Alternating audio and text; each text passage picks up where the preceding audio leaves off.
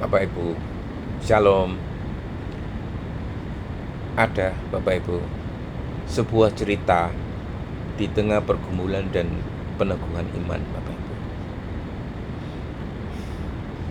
Bapak Ibu, saudara-saudari terkasih di dalam Kristus ya. Di akhir pembahasan saya tentang Antiochus Epiphanes, saya telah katakan akan membahas sebuah cerita tentang seorang ibu dan 7 anaknya yang lebih memilih mati daripada melanggar hukum Allah. Inilah kesempatan itu Bapak Ibu. Kisah ini bukan karangan saya sendiri Bapak Ibu ya, tapi saya kutip dari sebuah buku yang luar biasa Bapak Ibu ya. Ditulis oleh Bapak Pendeta Dr. Ezra Alfred Soru yang berjudul Israel, the Past, the Present, and the Future. Saya beruntung memiliki buku ini Bapak Ibu. Buku yang bagus dan punya kans untuk menambah bekal imannya bagi siapapun yang mau membacanya. Ada 3 volume Bapak Ibu ya. Bukunya tebal ya, setiap buku itu kira-kira tebalnya 300 halaman ya. Bukan fisiknya, tapi makna yang tertulis. Kandungan isinya lah yang sangat bermanfaat untuk kita petik dan terapkan di dalam membasuh iman percaya kita terhadap Allah ini. Bapak Ibu bisa membeli buku ini di Tokopedia ya, di Ezra Soru Bookstore ya, official shopnya khusus untuk buku-buku beliau, yang khusus itu menyediakan banyak buku-buku spesial kerohanian yang ditulis sendiri oleh beliau, yaitu Pak Ezra Alfred Soru. Baik, saya akan mulai. Mohon izin Pak Ezra untuk kutip sebagian kisah dari buku Bapak ini. Terima kasih Pak. Kisah yang akan saya ceritakan ini terjadi semasa Antiochus Epiphanes, seorang raja Syria dari dinasti Seleucus, menjadi raja pada tahun 175 sebelum Masehi. Saat orang ini bertahta, merupakan suatu masa yang paling gelap Bapak Ibu, dan paling sengsara di dalam sejarah Yahudi. Sifatnya bengis dan kaku, sadis dan licik, tidak bisa dipercaya Bapak Ibu, bahkan sangat congkak, sampai-sampai menyebut dirinya sebagai dewa. Dia mencetak gambar dirinya di atas mata uang perak dengan dibubui tulisan Theos Epiphanes, yang berarti orang yang diakui oleh Allah dan dewa yang terkemuka. Tapi rakyat, orang-orang Yahudi sangat membencinya dengan mengolok-ngolok dia sebagai Epiphanes, yang berarti orang yang tidak waras, gila dan sinting ini Bapak Ibu ya. Kebencian orang Yahudi terhadap Antiochus ini semakin bertambah karena menurut tradisi Ibrani, jabatan imam besar tidak boleh dipegang oleh sembarang orang ya. Mereka harus dari keturunan Harun, dan jabatan itu bersifat turun-temurun. Yang bukan keturunan Harun tidak boleh memegang jabatan ini. Tetapi begitu Antiochus berkuasa, ia mengangkat seorang imam besar tanpa mempedulikan tradisi Ibrani Bapak Ibu. Ia mengangkat siapa saja yang bisa menyogok dan pintar menjilat dia. Pada saat itu ada seorang bernama Yason. Dia memang adalah keturunan dari garis imam besar, yaitu adik dari imam besar Onias.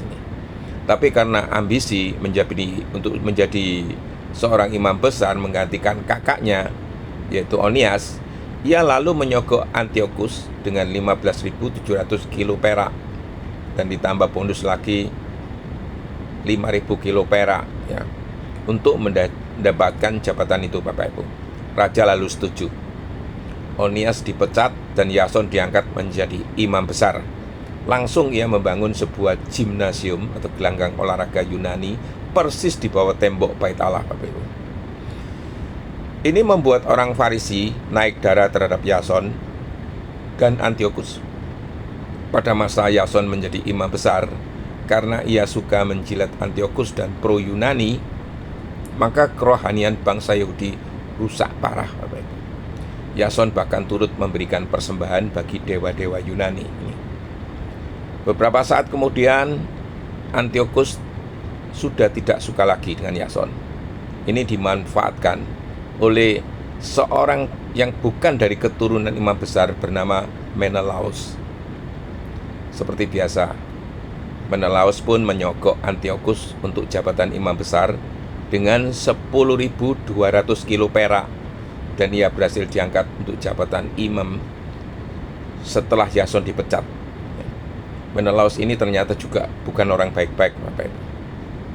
Tindakan Antiochus yang menyangkut Menelaus yang bukan dari keturunan Harun ini menyulut kemarahan orang Yahudi dan menganggap itu adalah penghinaan dan penistaan terhadap ajaran mereka dan perintah Allah tentu saja. Di samping sikap Menelaus yang juga kurang ajar ya, karena sering menjual emas-emas dari bait Allah ini. Yason, mantan imam besar, diam-diam mengumpulkan 1.000 orang pengikut untuk mengadakan pemberontakan terhadap Menelaus. Sayang, justru Menelaus yang didukung Antiochus menumpas mereka. Sementara itu Antiochus merasa kerajaannya semakin kuat ya. Ia berusaha untuk menaklukkan Mesir yang ada di bawah dinasti Ptolemy. Ia lalu memimpin pasukannya menyerbu Mesir pada tahun 192 sebelum Masehi, Bapak Ibu. Sementara Antiochus berada di tengah medan pertempuran, entah dari mana tiba-tiba beredar kabar di Yerusalem bahwa Antiochus sudah mati. Ini. Mendengar hal ini orang-orang Yahudi begitu bergembira ya. Mereka mengadakan pesta karnaval. Celakanya, rupanya kabar kematian Antiochus itu tidak benar, Bapak Ibu. Ia ternyata masih hidup. Antiochus naik darah, Bapak Ibu, dan berketetapan untuk membalas dendam. Ia kemudian bertekad bulat untuk menginjak-injak dan membasmi agama Yahudi sampai ke akar-akarnya. Ia lalu memimpin pasukannya menyerbu Yerusalem dan membantai 80.000 orang Yahudi. Masih belum puas, Antiochus kemudian menuju bait Allah dan menjarah isinya. Dia merampas perabot-perabot suci dan seisi bait Allah, termasuk 61.200 kilo perak dari rumah Tuhan. Dengan congkaknya, ia masuk ke dalam rumah Allah dan mengambil mezbah emas, kaki lampu dian dengan segala perlengkapannya, meja roti sajian, cawan-cawan dan mangkok-mangkok, tempat dupa dari emas dan mahkota-mahkota, semua diambil, Bapak Ibu. Masih belum puas juga, ia lalu mengangkat pejabat-pejabat baru dengan tujuan untuk menindas orang Yahudi. Diangkatnya 2 orang gubernur untuk menyengsarakan rakyat. Filipus dari Frigia, orang yang tabiatnya lebih licik dan lebih biadab dari Antiochus sendiri, dijadikan gubernur Yerusalem. Andronikus dijadikan gubernur daerah Gerisim. Masih belum puas, Bapak Ibu. Beberapa saat kemudian ia menyuruh seorang panglimanya yang bernama Apollonius untuk membawa 22.000 tentara ke Yerusalem untuk membunuh orang-orang Yahudi. Apollonius ini cerdik. Ia berpura-pura bersikap damai. Ia menunggu sampai hari Sabat dan memanfaatkan hari istirahat orang Yahudi itu untuk menyuruh pasukannya pawai bersenjata. Banyak orang datang ke jalan ya, turun ke jalan untuk menonton pawai. Tiba-tiba Apollonius memerintahkan anak buahnya untuk menikam mereka semua. Pasukan itu keliling kota dan membunuh banyak orang. Mengapa menunggu sampai hari Sabat? Karena dia tahu bahwa orang Yahudi tidak akan bekerja, apalagi berperang pada hari Sabat. Antiochus masih juga belum puas. Ia lalu mengeluarkan dekrit atau undang-undang melarang orang-orang Yahudi mempersembahkan kurban bakaran, menghapus hari Sabat dan hari-hari raya lainnya. Orang-orang Yahudi dipaksa untuk membuat mezbah-mezbah dan kuil-kuil tempat pemujaan berhala dan mempersembahkan babi-babi dan binatang haram lainnya. Juga dilarang menyunat anak-anak mereka. Ia mencemarkan negeri dengan kejahatannya, Bapak Ibu. Pada tanggal 15 bulan Kislew tahun 145 sebelum Masehi, di depan pintu-pintu rumah dan di jalan-jalan dilakukan pembakaran korban. Kitab-kitab Taurat yang ditemukan disobek dan dibakar, dan siapa saja yang kedapatan menyimpan kitab perjanjian atau mentaati hukum Tuhan akan dihukum mati atas perintah raja, termasuk ibu-ibu yang menyelamatkan anaknya. Tetapi banyak orang Yahudi yang dengan tegas menolak peraturan raja dan tidak mau makan makanan yang najis. Mereka lebih suka memilih mati daripada melanggar perjanjian Tuhan dengan makan makanan yang haram, Bapak Ibu. Dan memang akhirnya mereka mati terbunuh semua. Ada seorang ahli hukum Yahudi terkemuka bernama Eleazar. Ia sudah lanjut usia. Ia dipaksa membuka mulutnya untuk makan daging babi. Tetapi ia memilih untuk mati secara terhormat daripada hidup bercelah. Daging babi itu diludahkannya, dan dengan sukarela ia menuju ke tempat siksaan. Sesudah didera sampai hampir mati, Eleazar berkata, Tuhan yang memiliki semua pengetahuan yang suci tahu bahwa saya dapat luput dari penderitaan hebat ini dan dari maut. Tetapi ia tahu juga bahwa saya menanggungnya dengan gembira karena saya takut kepadanya. Lalu Eleazar mati.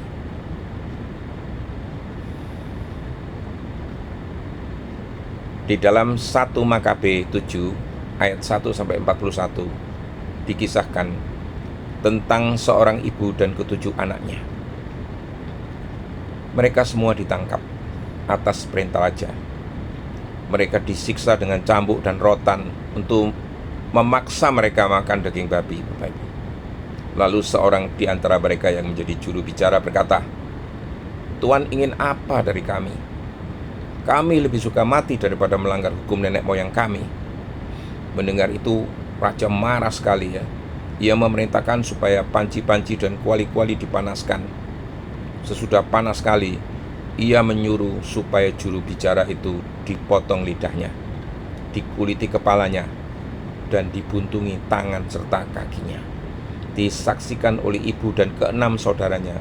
Sesudah dibuntungi seluruhnya, raja memerintahkan supaya ia hidup-hidup digoreng di dalam kuali. Sementara uapnya mengepul, ibu dan saudara-saudaranya saling memberi semangat supaya mati secara perwira. Kata mereka, Tuhan Allah melihat kita dan sungguh-sungguh menghibur kita. Kita tahu itu dari nyanyian Musa melawan orang-orang yang membelakangi Tuhan. Kata Musa, Tuhan menghibur orang-orang yang mengabdi kepadanya.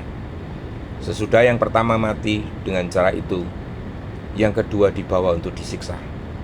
Mereka menguliti kepalanya lalu bertanya, Maukah engkau sekarang makan daging itu? Atau kau biarkan kami membuntungi tangan dan kakimu satu demi satu? Ia menjawab dalam bahasanya sendiri, tidak. Sebab itu mereka menyiksa dia seperti yang pertama. Tetapi sebelum menghembuskan napasnya yang terakhir, ia berkata kepada raja, Penjahat, memang engkau bisa membunuh kami, tetapi Raja semesta alam akan membangkitkan kami dari kematian dan memberi kami kehidupan kekal, karena kami mati bukan demi manusia, tapi demi hukum-hukumnya. Sesudah itu, yang ketiga disiksa. Ketika ia disuruh mengeluarkan lidahnya, ia cepat-cepat melakukannya. Lalu dengan berani diulurkannya tangannya dan tanpa gentar berkata, Allah memberikan tangan ini kepada saya, tetapi hukum-hukumnya lebih berharga bagi saya daripada tangan ini, dan saya berharap Allah akan mengembalikannya kepada saya. Melihat keberanian orang itu dan kerelaannya untuk menderita, heranlah raja dan semua pengiringnya. Sesudah ia mati, mereka menyiksa yang keempat sekeji itu juga. Tetapi kata-katanya yang terakhir berbunyi, lebih baik mati karena kami mempunyai harapan bahwa Allah akan membangkitkan kami dari kematian. Sedangkan bagi Tuhan tidak ada kebangkitan untuk kehidupan. Ketika yang kelima itu dibawa untuk disiksa, ia menatap raja dan berkata, Tuhan berkuasa untuk berbuat sesuka hati dengan manusia, meskipun Tuhan juga orang yang fana. Tetapi jangan menyangka Tuhan sudah meninggalkan bangsa kami. Tunggu saja, pasti Tuhan akan menyaksikan kebesaran kekuasaan Tuhan. Ia akan menyiksa Tuhan dan keturunan Tuhan. Lalu yang keenam dibawa untuk disiksa, dan sebelum mati ia juga berkata, Jangan salah sangka, kami menderita karena kesalahan kami sendiri. Kami sudah berdosa terhadap Allah kami, dan karena itu ditimpa malapetaka ini. Tetapi jangan berpikir bahwa Tuhan dapat melawan Allah tanpa dihukum. Yang paling mengagumkan adalah ibu mereka, dan pantas ia diingat secara khusus. Ia menyaksikan ketujuh anaknya tewas di dalam waktu sehari. Walaupun begitu, ia menanggungnya dengan tabah karena berharap kepada Tuhan. Penuh keberanian ia memadukan rasa keibuan dengan semangat jantan dan membesarkan hati anaknya masing-masing dalam bahasanya sendiri. Katanya, "Aku tahu bagaimana kalian mulai hidup di dalam kandunganku. Bukan akulah yang memberi kalian nafas dan hidup atau menyusun setiap bagian tubuh kalian, melainkan Allah, pencipta alam semesta, yang menjadikan umat manusia dan segala sesuatu yang ada.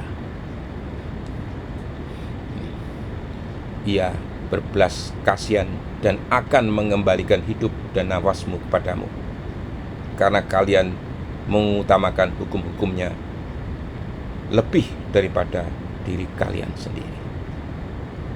Antiochus mengira ibu itu menghina dia. Sebab itu ia berusaha untuk membujuk anaknya yang bungsu supaya meninggalkan adat istiadat nenek moyangnya. Raja berjanji dengan sumpah akan menjadikan anak itu seorang kaya dan bahagia. Bahkan ia akan diberi jabatan yang terhormat dan dijadikan sahabat raja. Tetapi anak itu tidak menghiraukan kata-kata raja. Maka Antiochus berusaha untuk membujuk ibunya untuk menasihati anaknya dan menyelamatkan hidupnya. Sesudah didesak lama, akhirnya ibu itu setuju. Ia membungkuk kepadanya dan memperdayakan penguasa yang bengis itu dengan berkata di dalam bahasanya sendiri, "Anakku, kasihanilah ibumu ini yang telah mengandung engkau selama 9 bulan dan menyusui engkau selama 3 tahun. Aku juga sudah membesarkan dan memeliharamu sampai hari ini. Jadi kumohon dengan sangat, hai anakku, pandanglah langit dan bumi serta segala isinya. Ingatlah bahwa Allah menjadikan semua itu dari ketiadaan. Begitu juga dijadikannya umat manusia. Jangan takut kepada Al-Gojo itu. Tunjukkan dirimu sepantas abang-abangmu dan terimalah maut dengan rela, supaya karena belas kasihan Allah, aku mendapat engkau kembali bersama abang-abangmu pada waktu kebangkitan." Belum selesai ibu itu berbicara, anaknya berkata, "Apa yang kalian tunggu? Saya tidak mentaati perintah raja. Saya hanya taat kepada ketetapan hukum yang diberikan Musa kepada nenek moyang kami. Tetapi Tuhan yang sudah merencanakan segala macam malapetaka terhadap bangsa kami tidak akan luput dari hukuman Allah. Memang Tuhan yang hidup menyiksa kami karena dosa-dosa kami, untuk menegur dan memperbaiki kami. Tapi kemarahannya tidak lama, sebab kami ini hamba-hambanya, dan ia akan berdamai lagi dengan kami. Tetapi Tuhan orang yang paling keji dan paling jahat di antara semua orang. Jadi jangan sia-sia menyombongkan diri atau menjadi angkuh karena harapan yang tidak pasti. Meskipun sekarang Tuhan dapat menghukum hamba Allah, sebab Tuhan belum luput dari pengadilan Allah yang Maha Kuasa dan melihat segala-galanya. Sesudah menderita untuk sementara, saudara-saudara kami sekarang hidup kekal karena perjanjian Allah, tetapi Tuhan akan diadilinya dan diberi hukuman yang setimpal karena kecongkakan Tuhan. Seperti abang-abang saya pun menyerahkan jiwa raga demi hukum-hukum nenek moyang kami. Tetapi saya juga maklum dan mohon kepada Allah supaya ia segera menunjukkan belas kasihannya kepada bangsa kami, dan supaya ia menyiksa Tuhan sampai Tuhan mengakui bahwa dialah Allah yang esa. Kemarahan Allah yang Maha Kuasa telah menimpa bangsa kami dengan adil, Semoga saya dan abang-abang saya orang-orang terakhir yang tertimpa kemarahannya. Mendengar kata-kata yang menghina itu, meledaklah kemarahan raja. Anak bungsu itu diperlakukannya dengan lebih kejam daripada yang lain-lain. Demikianlah ia mati dengan tidak bercelah, penuh kepercayaan kepada Tuhan. Ibu itu juga mati sebagai yang terakhir sesudah anak-anaknya. Puncak kegilaan dan kebiadaban Antiochus Epiphanes ini terjadi pada tanggal 25 Desember tahun 168 sebelum Masehi, di mana ia menghancurkan mezbah dalam bait Allah dan menggantikannya dengan mezbah Zeus atau dewa Yunani, dan menaruh patung dewa Zeus di sana. Ia lalu memaksa orang-orang Yahudi untuk mempersembahkan seekor babi betina di atas mezbah itu dan memerciki buah babi itu ke seluruh bait Allah. Pada masa itu ada banyak orang Yahudi yang setia yang terbunuh, dan banyak juga yang murtad dan memeluk agama kafir Yunani. Yerusalem banjir darah, aib, kekejian, dan kenajisan. Demikian juga dengan bait Allah yang kudus. Demikian riwayat kejahatan Antiochus Epiphanes, dan juga adalah riwayat kesengsaraan bangsa Yahudi. Bapak Ibu, mengapa kisah ini tidak tercatat di dalam Alkitab? Karena ini terjadi pada masa silent years, selama 400 tahun sebelum Kristus datang. Kita hanya bisa mengetahui ini dari semua sumber-sumber non-biblical seperti Deuterokanonika maupun catatan-catatan sejarah yang ada, Bapak Ibu ya. Demikian Bapak Ibu, ketika saya ingin mengangkat kisah ini, sebenarnya saya semula memberi judul kisah seorang ibu dan 7 orang anaknya. Tapi kemudian saya sadar ada makna yang lebih besar dan agung di balik kisah ini, sehingga saya mengambil tema judul yang mungkin lebih kena, yaitu sebuah cerita di tengah pergumulan dan peneguhan iman. Karena kisah ini sebenarnya bukan saja kisah tentang seorang ibu dan 7 orang anaknya, tapi ini adalah kisah tentang kita sebagai anak-anak Allah yang diuji, yang tabah, yang murtad, yang lewat dari kebenaran. Semua itu dirangkum dalam sebuah pergumulan iman yang cukup dahsyat di zaman akhir ini. Ingatlah, sampai tiba waktunya, Antikristus adalah jauh lebih dahsyat dari Antiochus Epiphanes yang hanyalah gambaran semula.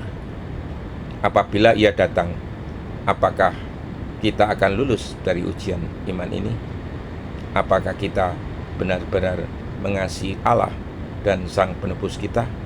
Waktulah yang akan membuktikan. Sekian Bapak Ibu, semoga mencerahkan.